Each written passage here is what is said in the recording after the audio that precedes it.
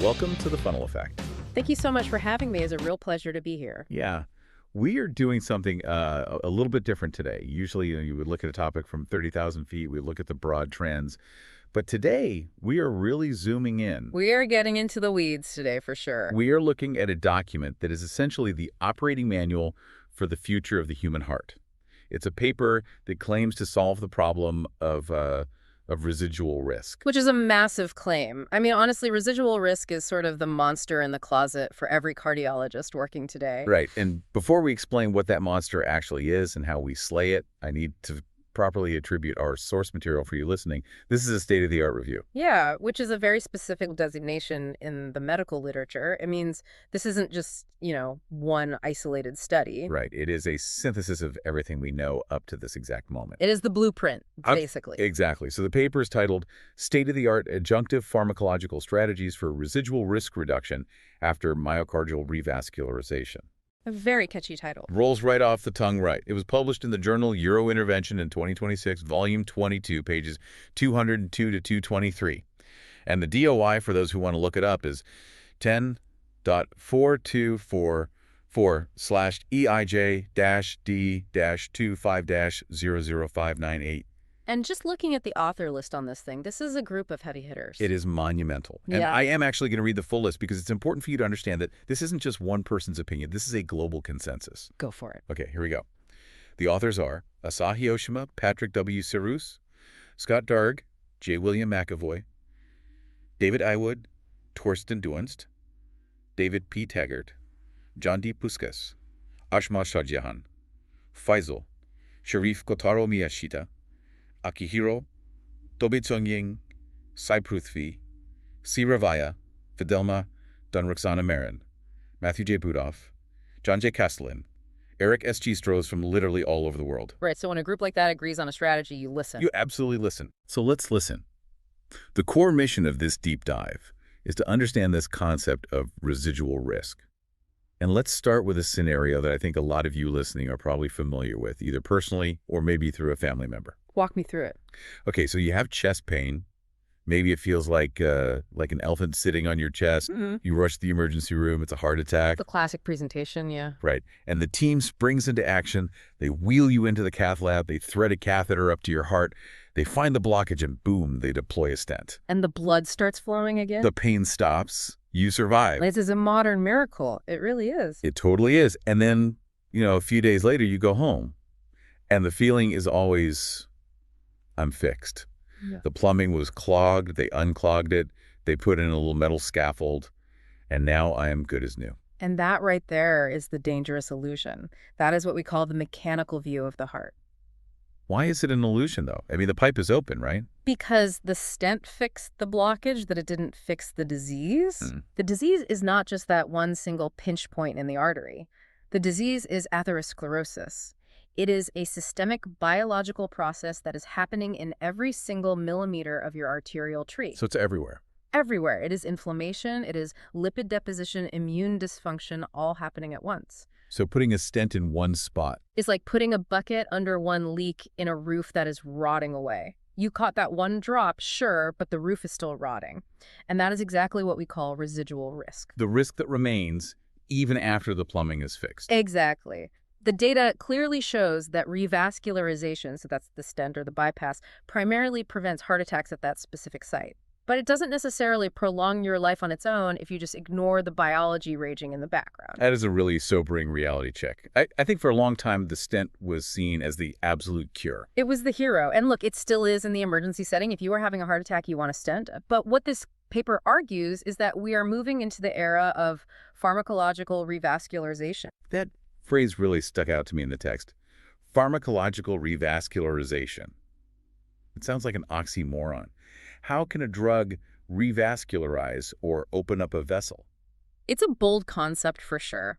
The idea is that if you hit the biology hard enough, if you crush the cholesterol, silence the genetics, extinguish the inflammation, you can actually stabilize the plaque. Make it stop growing.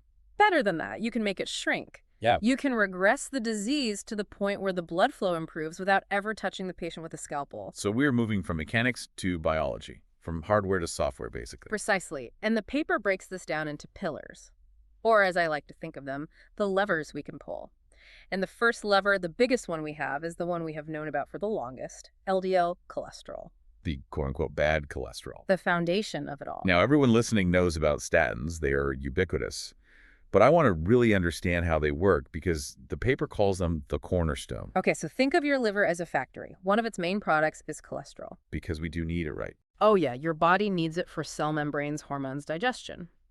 So the liver has an assembly line for this.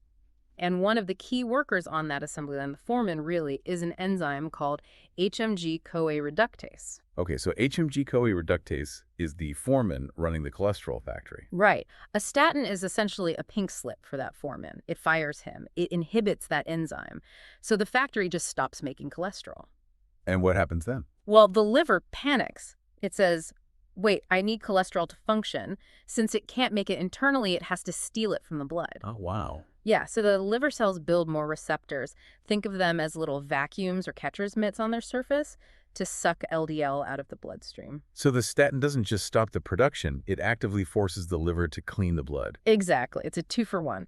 And the historic trials, the 4S trial with simvastatin, WOSCOP-S with pravastatin, these proved that this mechanism actually works. It lowers heart attack events by 30 to 35%. But 30% isn't 100%. No, not at all. And that brings us right back to residual risk. Many people on statins still have heart attacks. Or a really significant number of people simply cannot take them. Right, they get the muscle aches, the weakness, the statin intolerance. Which is a huge issue. I hear this all the time from people. You know, my doctor put me on a statin and I felt like I had the flu for a month. My legs hurt. It is a very real phenomenon. And for a long time, those patients were just kind of stuck. But this paper highlights the statin intolerant solutions. First, there is ezetimibe. Ezetimibe. This one works in the gut, right? Yes. If statins shut down the factory in the liver, ezetimibe shuts down the delivery trucks coming from your food. It blocks the NTC1L1 protein in the small intestine. It basically says you cannot absorb this cholesterol into the body. So if you combine them. You get the +1 effect. The Impruded study showed that adding ezetimibe to a statin lowers risk even further. It's a great drug and it's very safe. But the real news for the people with the muscle aches is this newer drug, bempedoic acid. Oh, this is a brilliant piece of chemical engineering. Just brilliant. How does it differ from a regular statin? Okay, so it targets the exact same factory cholesterol synthesis in the liver, but it hits a different worker, an enzyme called ATP citrate lyase. It's upstream of where statins work. But here is the absolute genius part and why it solves the muscle pain issue entirely. Tell me. Bempedoic acid is a prodrug. That means it is completely inactive when you swallow it. It needs to be switched on. Like a key in a lock. Exactly. And the specific enzyme required to switch it on only exists in the liver. It literally does not exist in skeletal muscle. Wait, so it literally cannot work in your muscles? It is physically impossible. It floats right past your muscle cells because they don't have the key to turn it on. So it only activates in the liver where you actually want it to work. That is incredibly smart design. It really is. The CLEAR Outcomes trial, which had nearly 14,000 patients who were statin intolerant, proved this. It significantly reduced MACE, which is major adverse cardiovascular events, without the muscle side effects. It is a lifeline for people who thought they had zero options left. Okay, so we have the orals, we have the foundation built, but then the paper shifts to what I kind of call the heavy artillery, the PCSK9 inhibitors. Now we are entering the era of extreme LDL lowering. Let's talk about PCSK9. What is it? Because honestly, it sounds like a droid from Star Wars. It totally does. But it's actually a protein your body makes that is surprisingly annoying. Remember those catcher's mitts on the liver? The LDL receptor. The ones that vacuum up the cholesterol. Yes. So normally a receptor grabs a cholesterol particle, it pulls it inside the cell, drops it off to be destroyed, and then it pops back up to the surface to grab another one. It recycles. One receptor can do this hundreds of times. Very efficient. Very. But PCSK9 is a protein that binds to the receptor and basically says, no, you're done. It drags the receptor into the cell and melts it down. It destroys the vacuum cleaner. So PCSK9 prevents the liver from doing its job. Exactly. It severely reduces the lifespan of the receptors. So the pharmaceutical logic was really simple. If we can block PCSK9, the receptors live longer. They recycle more. They clear more cholesterol. And the drugs that do this, evolocumab and alirocumab, are monoclonal antibodies. Right, they are injectable antibodies. They physically bind to the PCSK9 protein in your blood and neutralize it before it can destroy the receptors. The results mentioned in the 4-year trial seem almost impossible. They dropped LDL by 59%. It is staggering. We are seeing patients go from an LDL of 100 or 120 down to 30. Let's pause on that number for a second. 30 milligrams per deciliter. Because when you get your blood work back, the lab usually says reference range 0 to 100. People see 30 and they panic. They think, wait, I need cholesterol for my brain, for my hormones. That is a very common fear. But we really need to contextualize it. When you were born, your LDL is probably right around 30. Hunter-gatherer populations often have LDLs in the 30s or 40s naturally. The level of 100 is normal for a modern Western human eating a standard diet, but it is not physiological in the grand scheme of human biology. So 30 is actually our natural baseline state. Ideally, yes. And the Vesalius-CV trial, which is brand new data from 2026 mentioned in the source, confirms the safety of this. They looked at patients for over 4 years with these ultra-low levels. No cognitive decline, no hormonal collapse, just way fewer heart attacks. That is super reassuring. So lower is better seems to be the absolute rule here. Lower is better and earlier is better. But there's a catch. These are injections every 2 weeks or once a month. People hate needles. They do. And that brings us nicely to Section 2, the future of LDL. Because nobody likes stabbing themselves with a pen. Right. The paper discusses a vaccine-style approach. Inclisiran. Inclisiran or Leqvio. This is where the science gets really, really cool. This isn't an antibody. It is an siRNA, a small interfering RNA. Okay, explain that like I'm 5. What is the difference between an antibody and siRNA? Okay, so imagine your liver is a factory making that annoying PCSK9 protein, right? Right. An antibody, like evolocumab, waits outside the factory gates. When the PCSK9 comes out the door, the antibody tackles it. That's the hardware approach. And siRNA. siRNA is the software approach. It slips inside the factory, finds the blueprints for PCSK9, the messenger RNA, and shreds them.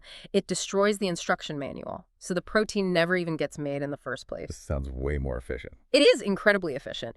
Because it works at that deep genetic instruction level, it lasts a very long time. You get one shot, another one 3 months later, and then only once every 6 months. Twice a year. Twice a year. You could get it when you go for your dental cleaning.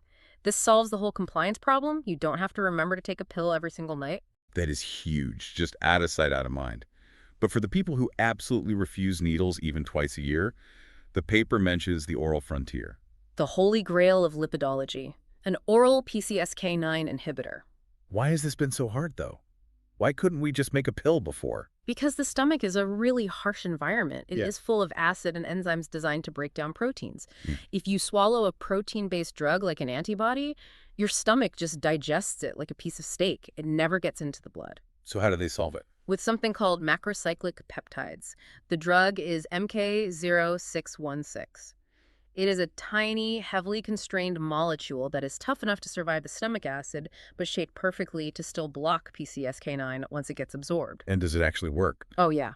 The Phase 3 coral reef lipids trial showed a 50% reduction in LDL. That is right up there with the heavy-duty injections. So within a few years, we might have a pill that is as powerful as the strongest injection we have today. It will change the landscape completely. It democratizes the treatment. But there is one more step.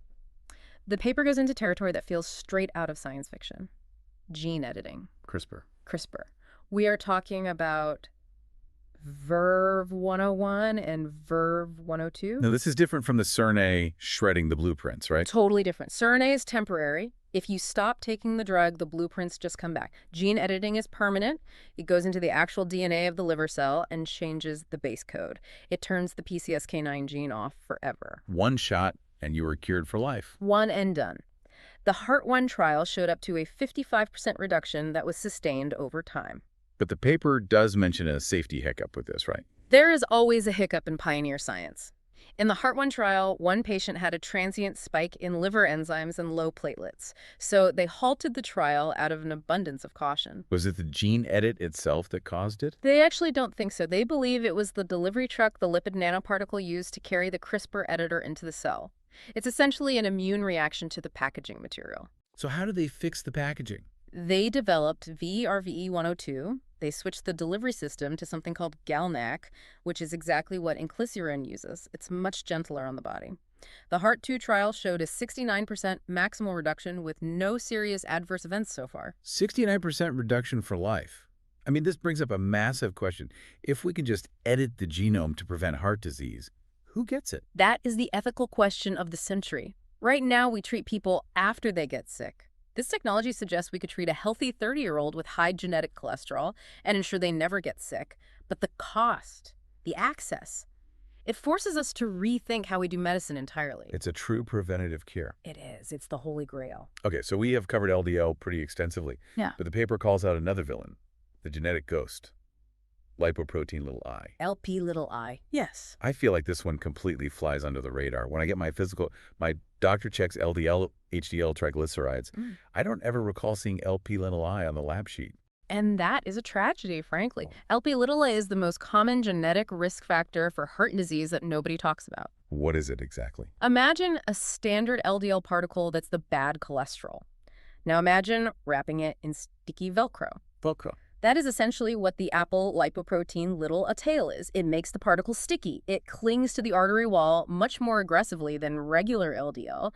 But it's actually worse than that. It is also highly pro-inflammatory, and it is prothrombotic, meaning it promotes blood clotting. So it's a triple threat. It sticks, it inflames, and it clots. Correct. And here is the real kicker. It is 90% genetic. So my diet doesn't matter. You can eat kale and run marathons every single day. You can be the healthiest person in the room. If your genes say you have high LP little I, you have high LP little I. That must be incredibly frustrating for patients to hear. It is heartbreaking. I have seen incredibly fit, healthy 40-year-olds have massive heart attacks purely because of this.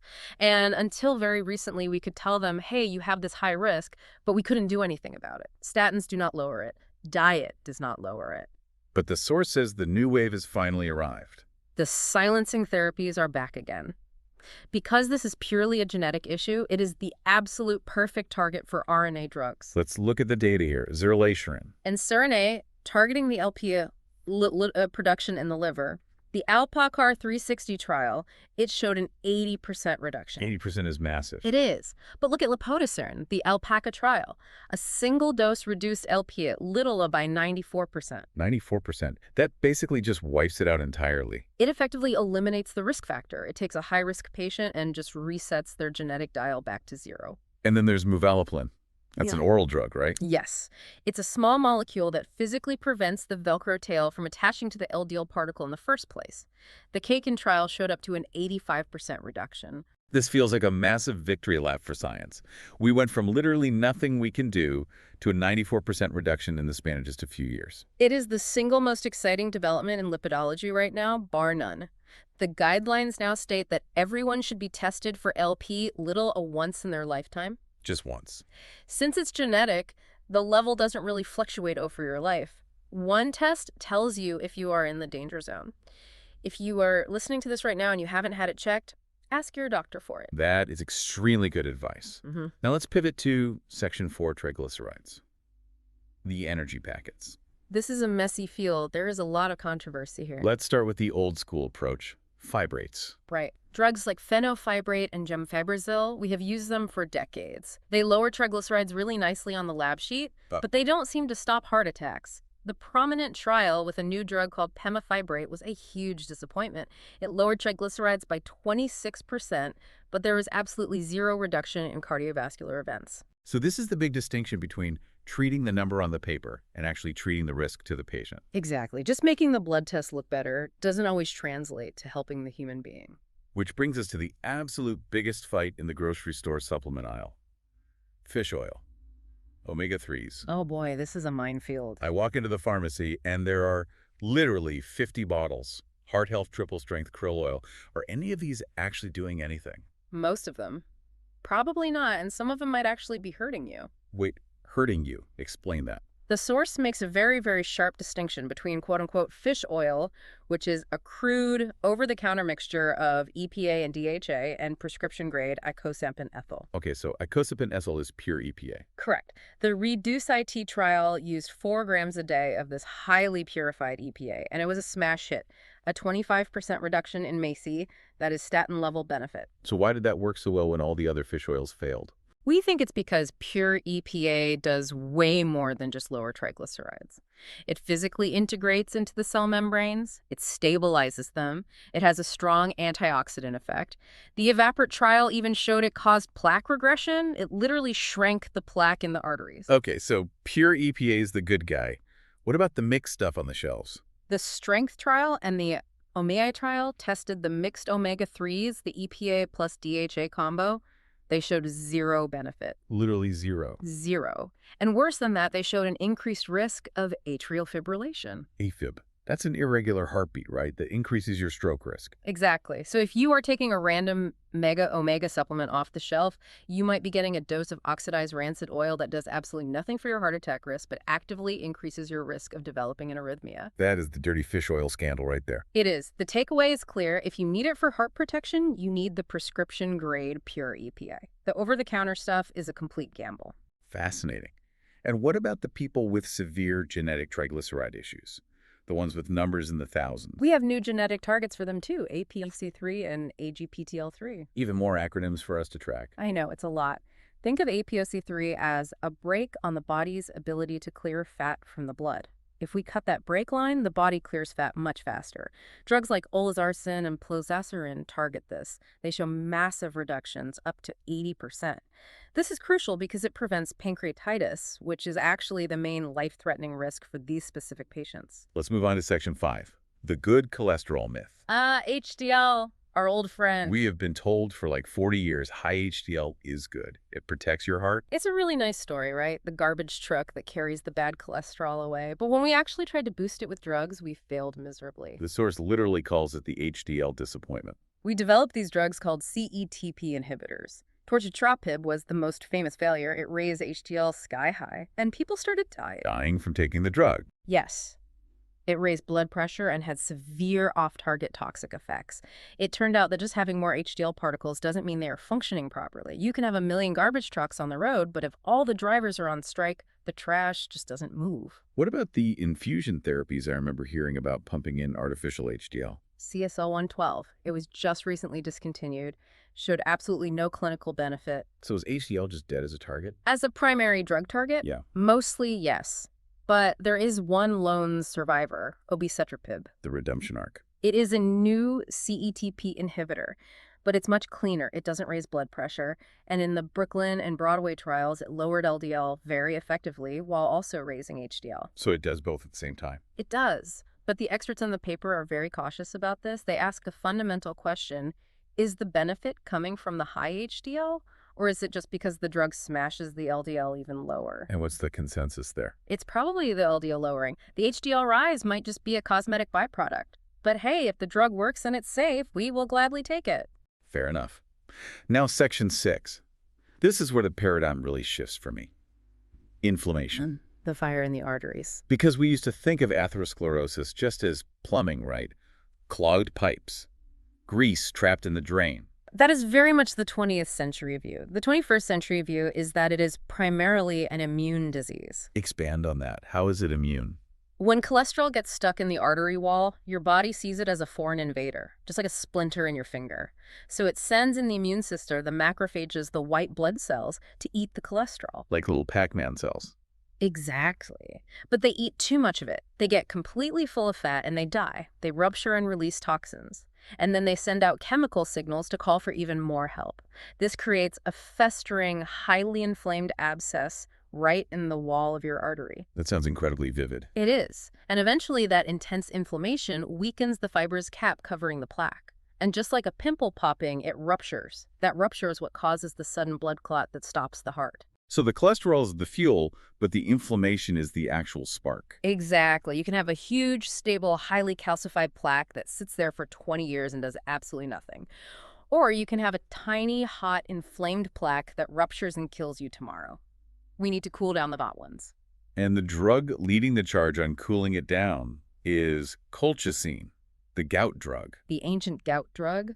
It's derived from the autumn crocus flower. This drug is super cheap, right? It's totally generic. Which is exactly why big drug companies don't push it very hard, but the data is rock solid.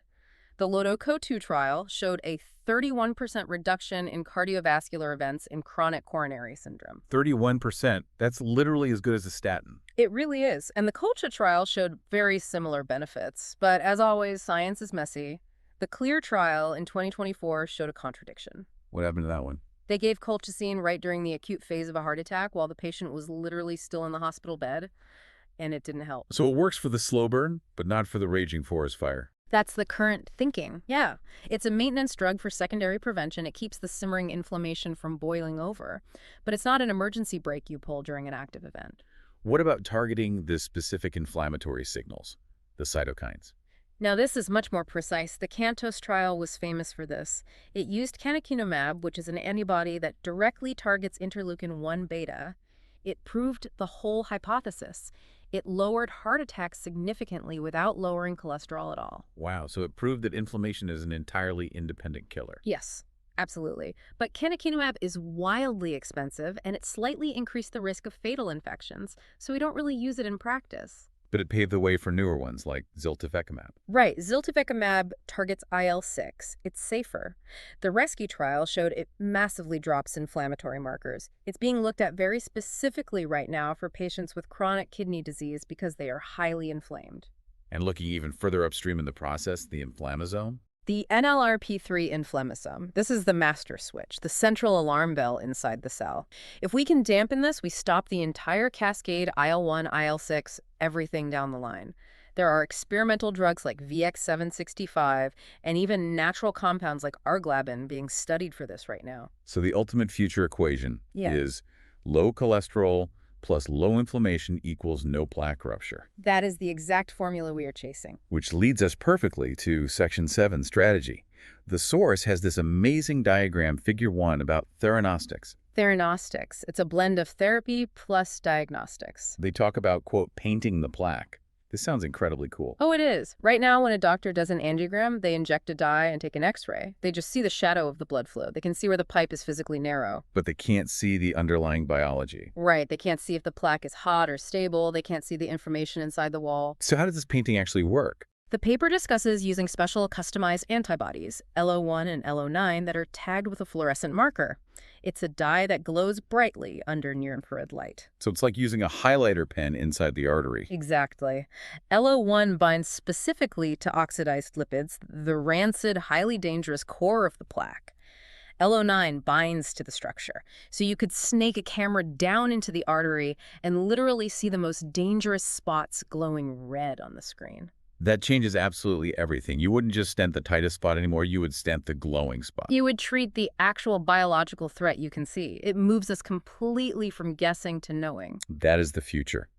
But for today, for the doctors practicing right now, the paper provides a really clear flowchart, Figure 2.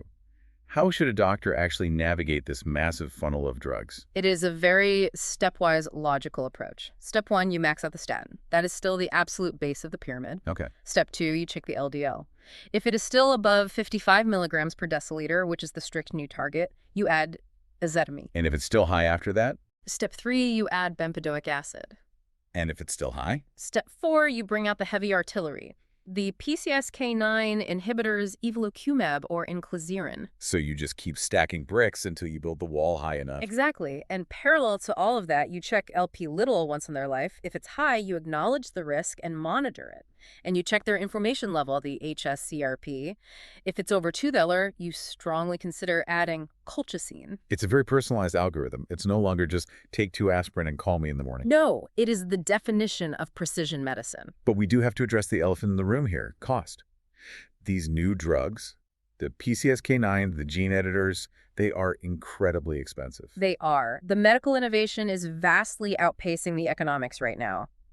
But the source does point to the China example as a real glimmer of hope. What exactly happened in China? National negotiation.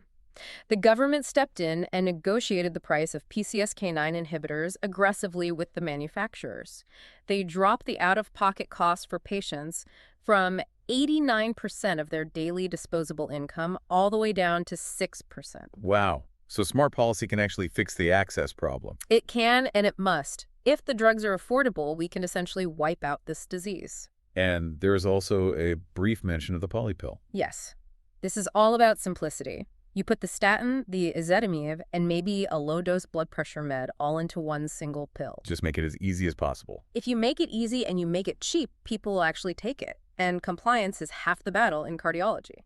So as we wrap this up, let's zoom back out for a second. What does this all really mean for the average person? It means we are witnessing a fundamental historical shift in medicine.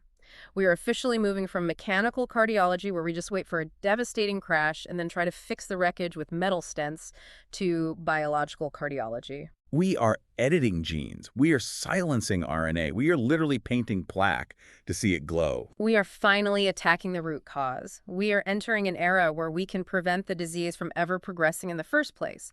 We are turning the #1 killer in the entire world into a manageable nuisance. That is an incredibly hopeful future. It really is. But here is a thought that kind of keeps me up at night after reading all this. The technology is clearly here, but will it be evenly distributed? Or will we just have a world where the wealthy can afford to edit their genes and live to 120 with perfectly clean arteries, while everyone else is left dealing with residual risk? That is the next great challenge. The science is mostly solved at this point. The sociology and the politics, that's what's next. A very heavy thought to end on. But thank you so much for breaking all of this down with me today. It was absolutely my pleasure, anytime. And to you listening, thank you for sticking with us through all the molecules, the acronyms, and the trials. We really hope you learned something new to take to your next doctor's appointment. Thank you for watching The Funnel Effect.